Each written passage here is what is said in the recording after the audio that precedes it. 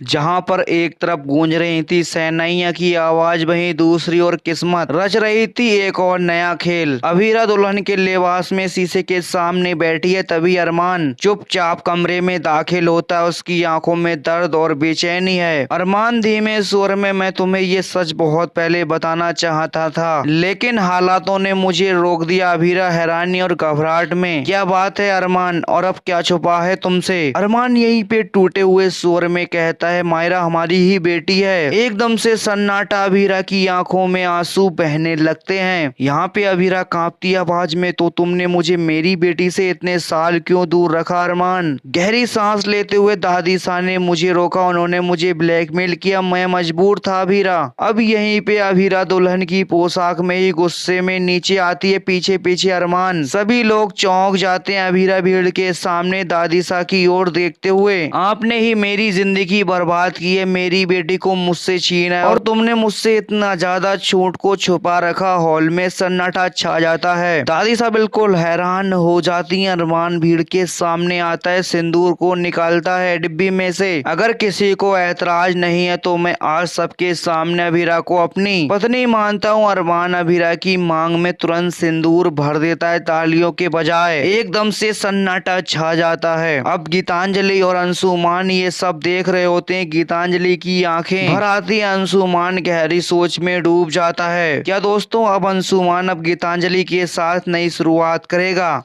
या फिर कहानी लेगी कोई और खतरनाक मोड़? जानने के लिए देखते रहिए ये रिश्ता कहलाता के आने वाले एपिसोड में। दोस्तों कमेंट करके बताएं, क्या अभीरा और अरमान को एक हो जाना चाहिए? वीडियो को लाइक, चैनल को सब्सक्राइब कर लें दोस्तों।